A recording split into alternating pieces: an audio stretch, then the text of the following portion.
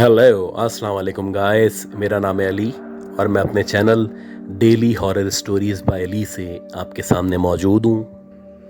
मैं उम्मीद करता हूँ आप लोग दुनिया में जहाँ पे भी मौजूद हैं खैरियत से हैं, खुश हैं और कामयाब हैं।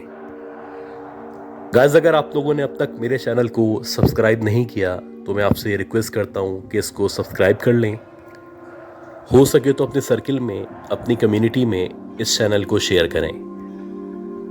अगर आप अपनी स्टोरी शेयर करना चाहते हैं, आप व्हाट्सएप कर सकते हैं, ईमेल कर सकते हैं या अपनी आवाज़ में रिकॉर्ड करके शेयर कर सकते हैं। अगर आप अपनी आवाज़ में रिकॉर्ड करना चाहते हैं, इंश्योर कर लें कि जहाँ पे भी आप रिकॉर्डिंग कर रहे हैं वहाँ पे किसी भी किस्म का शोर या डिस्टॉर्शन मौजूद नहीं है। गाइस, आज की ये जो पहली स्टोरी है, ये स्टोरी हमें मिस सदफ ने शेयर की है और इससे पहले भी कुछ स्टोरीज ये शेयर कर चुकी हैं।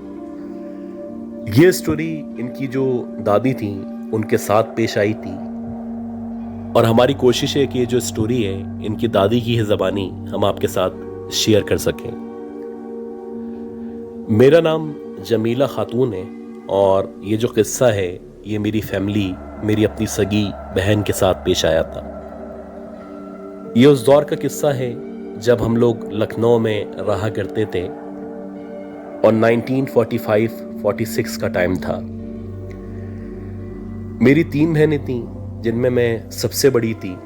मुझसे छोटी जो बहन थी उसका नाम साजदा था और जो हमारी सबसे छोटी बहन थी उसका नाम सायरा बानो था।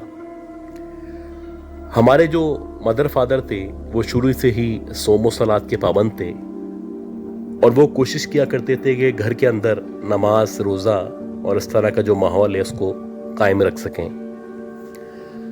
उस दौर में आमतौर पे जो लड़कियां थीं वो अपनी तालीम और तरबियत घर के अंदर ही हासिल किया करती थीं, लेकिन हम लोग उन खुशनसीब बच्चों में शामिल थे जो उस दौर में भी स्कूल जाया करते थे। ये जो दौर था ये अंग्रेज़ों का दौर था और पार्टीशन होने वाला था।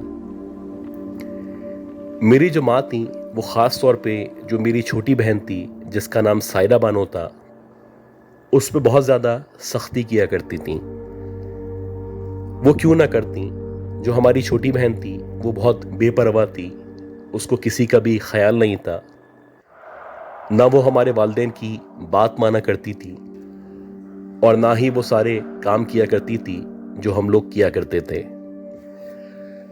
जब भी हम तीनों बहनें स्कूल जाया करते थे तो हमारी जो माँ थी वो कोशिश करती थी कि हम लोग मुकम्मल तौर पे पर्दा करें या कम से कम अपने सरों पे दुपट्टा लें। हम लोग तो अपने जो वालिदैन थे उनकी बात को मान लिया करते थे, लेकिन जो मेरी छोटी बहन थी सायरा बानो उसको मुतादिद बार समझाया जाता, लेकिन वो उसके बावजूद भी घर से जब भी निकलती तो दुपट्टा ले लेती और जब स्कूल में पहुंचती तो वैसे ही अपने बाल खोल लेती, बहुत ज़्यादा बनाव श्रृंगार करती और खुशबू का बेइंतहा इस्तेमाल किया करती थी। हम तीनों बहनें जब भी स्कूल जाया करते थे तो हम लोग आयतल कुर्सी पढ़ के हिसार करके घर से निकला करते थे।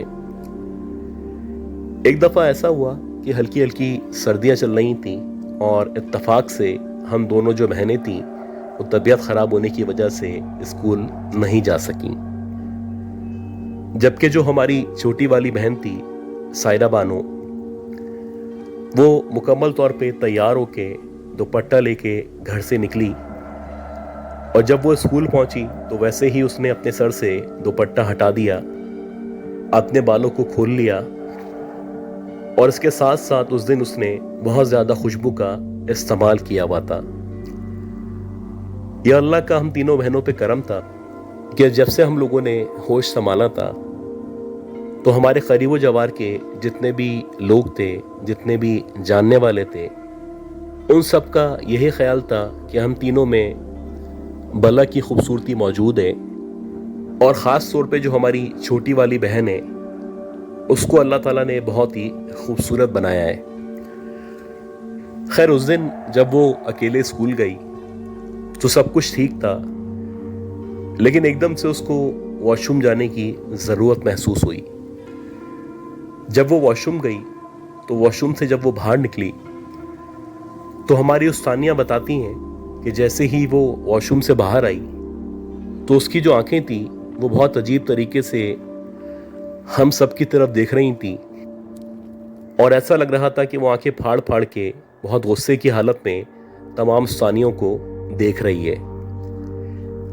इसके साथ जब वो क्लास के अंदर एंटर हुई तो क्लास में जो उस्तानी मौजूद थी उसने उनके साथ बहुत ज़्यादा बदतमीज़ी से बातचीत की। हालांकि वो आमतौर पे सबसे आगे बैठा करती थी, लेकिन जब वो वॉशरूम से वापस आई थी तो वॉशरूम से वापस आने के बाद बजाय इसके कि वो सबसे आगे बैठती, वो खुद ही सबसे पीछे जाके बैठ चुकी थी। और जब वो वहाँ जाके बैठी थी तो उसके बाद से उसने तमाम जितने भी तालिब इल्म थे उन सबको अजीब तरीके से देख के हंसना शुरू कर दिया था। गर्ज के उसका जो बर्ताव था वो बहुत एबनॉर्मल था, और आमतौर पे वो इस तरह का बर्ताव नहीं किया करती थी। अभी उसको क्लास में बैठे हुए कुछ देर ही गुजरी थी कि देखते ही देखते उसने अपने बालों को हवा में गोल गोल घुमाना शुरू कर दिया, जैसे कि आमतौर पे किसी को हाल आ जाया करते हैं, वो वैसे ही बर्ताव कर रही थी। और उसकी जो आंखें थीं वो मुकम्मल तौर पे लाल हो चुकी थीं। एक अजीब सी गुर्राने की आवाज़ थी जो उसके मुंह से निकल रही थी, और ऐसा लग रहा था कि किसी अजीब सी ज़बान में वो बातें कर रही है। जब उस्तानियों ने उसका ये हाल देखा तो उन्होंने बच्चों की मदद से इसको पकड़ने की कोशिश की। उस्तानी बताती हैं कि उसके अंदर इस कदर ताकत आ चुकी थी कि 4-5 उस्तानियाँ मिलके और बहुत सारे तालिब इल्म मिलके भी उसको जब पकड़ना चाह रहे थे तो सबको एक झटके से दूर कर रही थी, और एकदम से उसने मर्द की आवाज़ में बात करना शुरू कर दी थी। खैर, उस दौरानिए में हमारे घर वालों से या हमारे जो वालिदैन से उनसे रब्ता किया गया और उनको किसी भी सूरत में स्कूल पहुंचने का कहा गया। अब जब हमारे घर वाले, ख़ास तौर पे मेरे मदर फादर जब स्कूल के अंदर पहुंचे तो हमारे पेरेंट्स को देखते ही उसने अपने बालों को खींचना शुरू कर दिया, और ना सिर्फ अपने बालों को खींचना शुरू किया बल्कि देखते ही देखते उसने अपने कपड़ों को खींच खींच के फाड़ना शुरू कर दिया। एक अजीब कैफियत थी जो उसके ऊपर तारी थी। उसका चेहरा यकसर एक बदसूरत चेहरे में तब्दील हो चुका था, और ऐसा लग ही नहीं रहा था कि हमारी छोटी बहन सायरा बानो है। खैर, किसी तौर हमारे जो फादर थे उनको अंदाज़ा हो चुका था कि उसके ऊपर यकीनन कोई ना कोई दूसरी मखलूक हावी हो चुकी है। जैसे तैसे करके ये उसको पकड़ के अपने घर लेके आए, और जब उसको घर लेके आए और मेरे फादर ने, बल्कि मेरे जो एक चचा थे, उन्होंने इसके ऊपर दम दुरूद करना शुरू किया तो उसने ज़ोर ज़ोर से मर्दाना आवाज़ में चीखना शुरू कर दिया, और वह कहने लगी कि जो कुछ तुम पढ़ रहे हो इसको पढ़ना बंद कर दो। अगर तुम लोगों ने इसको पढ़ना जारी रखा तो मैं इसको अपने साथ लेके हमेशा के लिए चला जाऊंगा।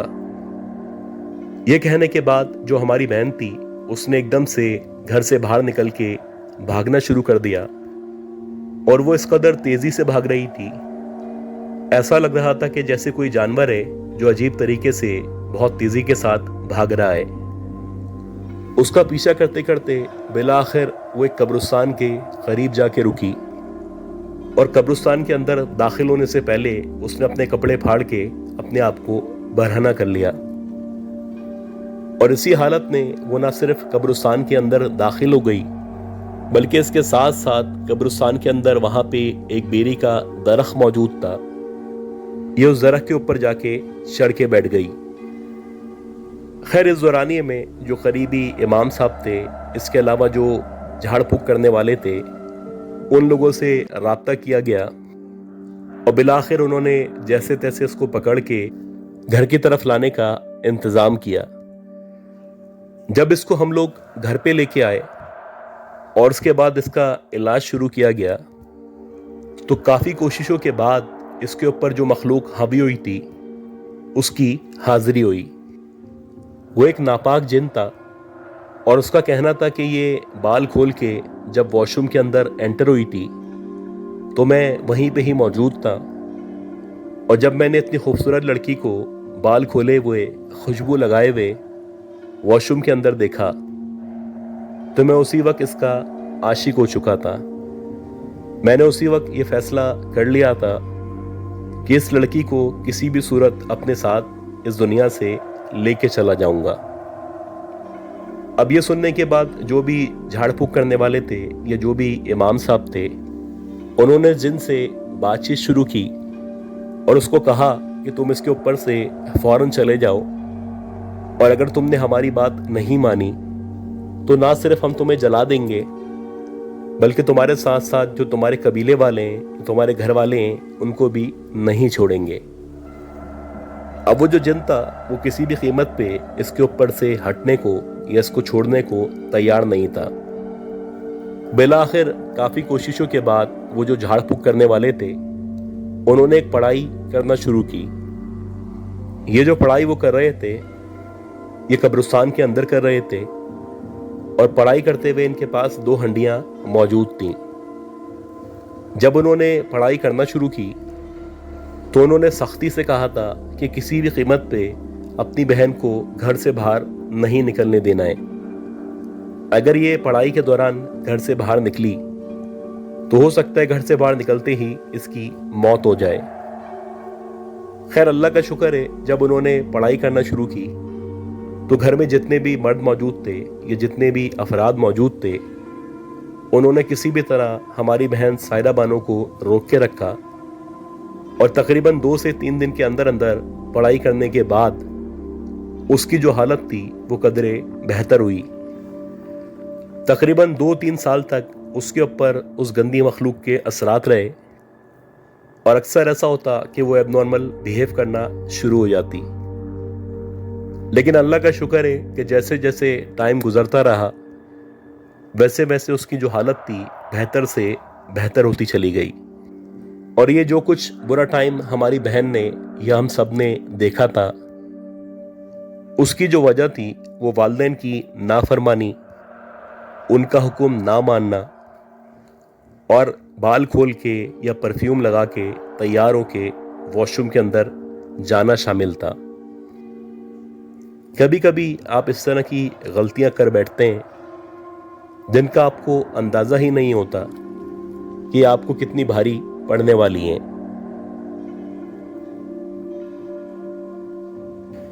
अच्छा गाइस, आज की ये जो दूसरी स्टोरी है, ये स्टोरी हमें मिस्टर इरफान ने शेयर की है, और ये बताते हैं कि 1996 में, यानी अब से तकरीबन 28 या 26 साल पहले, ये तालीम हासिल करने के लिए अपने मुल्क से दूसरे मुल्क यानी कि लंदन गए थे।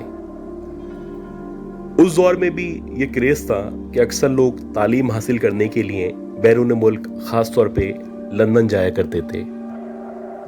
खैर, इनकी जो फाइनेंशियल पोजीशन थी वो ज़रा बेहतर थी, और इनके पेरेंट्स चाहते भी यही थे कि ये वहाँ जाके हायर एजुकेशन हासिल करें और वहाँ से पढ़ के आने के बाद अपने मुल्क में सर्व कर सकें। ये बताते हैं कि जब मैं वहाँ पे गया तो वहाँ पे उस वक्त क्योंकि हॉस्टल का इतना ज़्यादा अच्छा इंतज़ाम मौजूद नहीं था, तो शुरू में मुझे बड़ी स्ट्रगल करनी पड़ी, क्योंकि यूनिवर्सिटी में जो हॉस्टल मौजूद था वो नाकाफ़ी था। क्योंकि मैं एक लेविश फैमिली से, एक रिच फैमिली से वहाँ पे गया था, तो एक कमरे के शेयरिंग बेसिस हॉस्टल में मेरा गुजारा करना बड़ा मुश्किल था। खैर, मैंने जहाँ पे मेरी यूनिवर्सिटी या कॉलेज मौजूद था उसके करीब में ही बहुत सारी जगहों का पता करना शुरू किया, और बिलाखिर 15 से 20 दिन के अंदर अंदर मुझे एक बिल्डिंग का पता चला जो कि 4 मंजिला बिल्डिंग थी, और इस बिल्डिंग के जो टॉप फ्लोर था वहाँ पे एक कमरा मौजूद था जो कि काफ़ी बड़ा कमरा था, और इसके साथ साथ ना सिर्फ वॉशरूम मौजूद था बल्कि एक छोटा सा किचन भी मौजूद था। ये मुझे बड़े मुनासिब पैसों में मिल रहा था, और मैं हैरान था कि सेपरेट जगह एक इंडिविजुअल कमरा जो कि एक बड़ा कमरा है, इतने कम पैसों में भला कैसे मिल सकता है। خیر میں نے فوراً سے وہ کمرہ لیا اور اگلے ہی دن اپنا جو بھی سامان تھا وہ اپنی یونیورسٹی یا کالج سے لے کے یہاں پہ شفٹ کر دیا۔ اب یہ جو شروع کے 4 فلور تھے، یہاں پہ مختلف فیملیز تھیں اور کچھ حصے خالی تھے۔ خیر میرا جو راستہ تھا وہ سیدھا سیدھا اسٹیئر سے ٹاپ فلور کی طرف تھا اور میرا باقی فلورز پہ جانا آنا تقریباً ناممکن تھا۔ خیر جب میں وہاں پہ شفٹ ہوا تو 2-4 دن تو بڑے سکون میں گزرے اور میں بہت زیادہ خوش تھا کہ مجھے ایک اچھی جگہ، ایک بڑی جگہ مل چکی ہے۔ لیکن 4-5 دن کے بعد سے کچھ عجیب ایکٹیویٹیز ہونا شروع ہوئیں۔ جیسے کہ ایک رات ایسا ہوا کہ رات کے تقریباً 11:30-12 بجے کا ٹائم تھا اور میں اکیلا اپنے فلور پہ یا اپنے کمرے پہ موجود تھا۔ اب جو میرا کمرہ تھا اس کمرے کے باہر ایک چھوٹا سا کچن تھا اور کچن سے اگر آپ باہر کی طرف جائیں تو چھت موجود تھی۔ مجھے پہلے ایسا لگا کہ یہ جو چھت ہے اس چھت کے اوپر کوئی موجود ہے یا کوئی ٹہل رہا ہے۔ اب میں سمجھا کہ شاید نیچے جو لوگ رہا کرتے ہیں ان میں سے کوئی چھت پہ آ گیا ہے اور آ کے واک کر رہا ہے، جو کہ عام طور پہ نہیں ہوا کرتا تھا۔ خیر میں نے اگنور کیا اور میں اپنے کام میں یا اپنی پڑھائی میں بیزی ہو گیا۔ اسی طرح تقریباً 1 یا 1.5 گھنٹہ مزید گزر گیا اور رات کے تقریباً 1 یا 2 بجے کا ٹائم تھا کہ مجھے ایسا لگا کہ جو باہر کا حصہ ہے یعنی جہاں پہ چھت موجود ہے وہاں پہ نہ صرف کوئی موجود ہے بلکہ کوئی آپس میں کسی کے ساتھ بات کر رہا ہے۔ اب یہ جو زبان تھی نہ یہ انگلش تھی، نہ یہ اردو تھی اور نہ ہی کوئی ریجنل لینگویج تھی۔ کچھ عجیب سی زبان تھی، ایسا لگ رہا تھا جیسے آپس میں کوئی خسر پسر کر رہا ہے اور کچھ عجیب سی ٹون میں یا عجیب سی آواز میں باتیں کر رہا ہے۔ خیر جب مجھے یہ آواز یا زبان سمجھ نہیں آئی تو میں نے سوچا کہ یہ جو کھڑکی ہے اس کھڑکی سے باہر کی طرف جھانکتا ہوں اور دیکھتا ہوں کہ آخر کون ہے جو چھت کے اوپر موجود ہے۔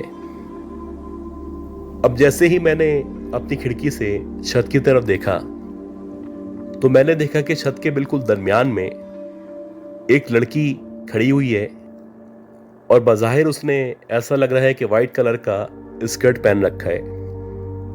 اس کا بڑا عجیب سا حلیہ ہے، اس کے جو بال ہیں وہ بڑے بکھرے بکھرے اور کھلے ہوئے بال ہیں۔ اس کے کپڑوں کو یا اس کی حالت کو دیکھ کے ایسا لگ رہا ہے کہ وہ کوئی مانگنے والی ہے۔ ابھی میں اس کے چہرے کی طرف غور کرنے ہی والا تھا کہ ایک دم سے اس نے ڈائریکٹ براہ راست میری کھڑکی کی طرف یا میری طرف دیکھنا شروع کیا، اور جیسے ہی اس نے میری طرف یا کھڑکی کی طرف دیکھنا شروع کیا تو میں نے دیکھا کہ اس کی جو آئی بالز ہیں وہ مکمل طور پہ سفید ہیں، جیسے کہ عام طور پہ کسی پوزیسڈ عورت کی آنکھیں ہوا کرتی ہیں۔ اس کے علاوہ اس کے ماتھے پہ جگہ جگہ کٹس لگے ہوئے ہیں اور ایسا لگ رہا ہے کہ جیسے اس کے ماتھے سے یا اس کے منہ سے خون رس رہا ہے۔ اس کے ساتھ ساتھ جبکہ میں اس کی شکل پہ یا اس کی آنکھوں پہ غور کر رہا تھا، اس نے ایک دم سے اپنا منہ اوپر کی طرف کیا، اور جیسے ہی اس نے اپنا منہ اوپر کی طرف کیا تو باقاعدہ اس کے دانتوں سے یا اس کی زبان سے خون نکل رہا تھا۔ اسی دورانیے میں اس نے اپنے منہ سے ایک عجیب سی آواز نکالنا شروع کی، اور شاید یہ وہی زبان یا وہی آواز تھی جو کہ کچھ دیر پہلے مجھے میرے کمرے کے اندر سنائی دے رہی تھی۔ وہ عجیب سے طریقے سے زبان باہر نکال کے آسمان کی طرف دیکھ کے کچھ کہہ رہی تھی، اور جو بھی وہ کہہ رہی تھی وہ کم از کم میری سمجھ میں نہیں آ رہا تھا۔ بہرحال اتنا مجھے یقین ہو چلا تھا کہ یہ جو لڑکی یا عورت اس وقت چھت کے اوپر موجود ہے یہ کسی بھی طرح انسان نہیں ہے۔ خیر میں نے فوراً سے کھڑکی بند کی اور جتنی بھی قرآن آیات یا آیت الکرسی خاص طور پہ مجھے آتی تھی میں نے نہ صرف پڑھنا شروع کی بلکہ اس کے ساتھ ساتھ میں نے وضو کر کے قرآن نکال کے کھڑکی یا دروازے کے بالکل سامنے رکھ دیا۔ پوری رات مجھے ہر کچھ دیر کے بعد اس لڑکی کی عجیب سی آواز سنائی دیتی رہی، और जैसे तैसे करके ये रात गुजरी। जब सुबह हुई तो मुझे शदीद बुखार हो चुका था और यहाँ का जो लैंडलॉर्ड था मैंने उससे राब्ता किया। इसके साथ साथ जो भी यहाँ पे और लोग रहा करते थे मैंने उनसे भी इस कमरे के बारे में या छत के बारे में या उस लड़की के बारे में मालूमात हासिल की। तो वहाँ पे जो 3 टेनेंट थे उन्होंने मुझे यही बताया कि जो ऊपर वाला कमरा है, ख़ास तौर पे जो छत है, यहाँ पे कहा जाता है कि किस तरह की लड़की अक्सर नज़र आया करती है। इसीलिए जो छत वाला हिस्सा है, ख़ास तौर पे जो ऊपर वाला कमरा है, लोग इसको किराए पे नहीं लिया करते और जो लोग नीचे भी रहा करते हैं वो कुछ अरसा यहाँ पे गुजारते हैं और जैसे ही उनका कोई दूसरा इंतज़ाम हो जाता है तो वो इसको छोड़ के चले जाते हैं। ये बताते हैं कि मैंने भी ऐसा ही किया कि जैसे ही 1-1.5 हफ्ते के अंदर अंदर मेरे पास दूसरे घर का या हॉस्टल का इंतज़ाम हुआ, मैंने भी उस जगह को हमेशा के लिए खैरबाद कह दिया। गाइस, उम्मीद करता हूँ ये जो 2 स्टोरीज मैंने शेयर की हैं, ये दोनों की दोनों स्टोरीज आप लोगों को पसंद आई होंगी। अगर आप लोगों को ये स्टोरीज पसंद आई हैं तो प्लीज़ मेरे चैनल को लाइक करें, सब्सक्राइब करें, शेयर करें। दुआ करें कि अल्लाह ताला मुझे, मेरी फैमिली को, हम सबको, आप सबको सेहत दे, ज़िंदगी दे, सलामती दे और कामयाबी दे। अगली अपलोड तक के लिए अपना बहुत ही ख्याल रखिएगा। अल्लाह हाफिज़।